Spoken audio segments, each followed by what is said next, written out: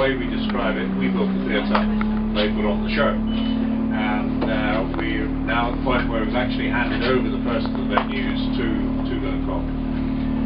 What we're going to do this afternoon is take you primarily on a coach tour around the park, but we will be stopping after the first 5 minutes, and we will go up onto the roof of our control building, and from there you'll get a panorama across the whole of the park, and certainly in terms of panoramic photographs it's the best opportunity that you'll get. So we'll go up there for 10 or 15 minutes, and obviously we can explain to you what you're seeing up there.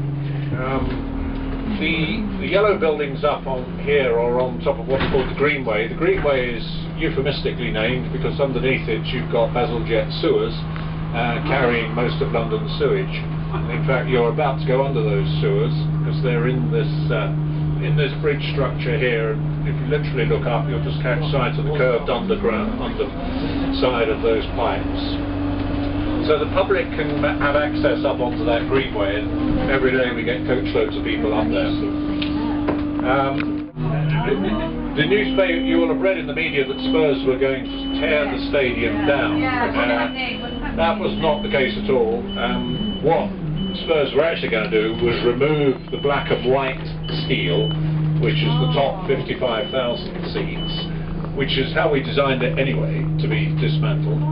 And then they were going to re-erect their own upper bowl on top of the lower 25,000 seat the white steel at the top there. Some of that white steel going around the top of the roof was actually used to be gas main, and it's a recycled gas main which was recovered and reused for the steel in the roof.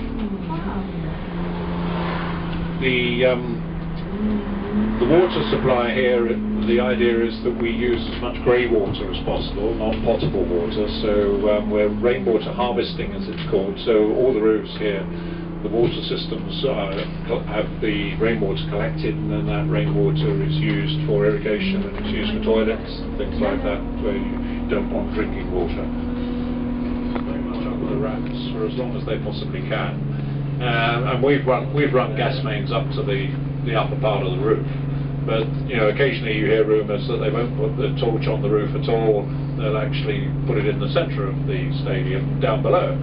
The one thing apparently from the IOC's point of view is that everybody should be able to see the torch, so that's the driving sort of issue as far as where it goes. Everybody must be able to see it. As I say, the stadium was deliberately designed to be demountable.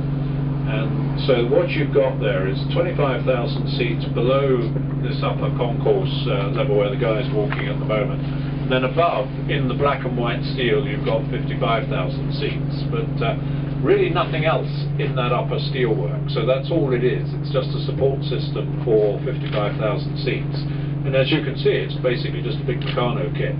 And that was very deliberate in the design, because we were asked to design something which could be taken down, because if you go back to 2006, 2007, we could not get any interest at that time, any proper interest from West Ham or anybody else to be the long-term user of the stadium. So it was, well, we don't want a white elephant, so let's design it so that it can be taken down if necessary.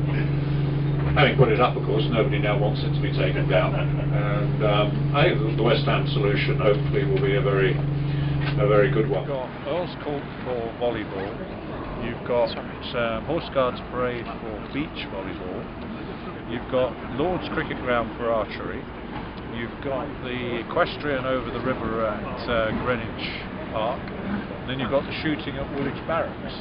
And the rowing is in Wales. The rowing is at Eton Dorney, near Windsor. You've got the canoeing, the whitewater canoeing at Broxbourne, about half an hour north from here.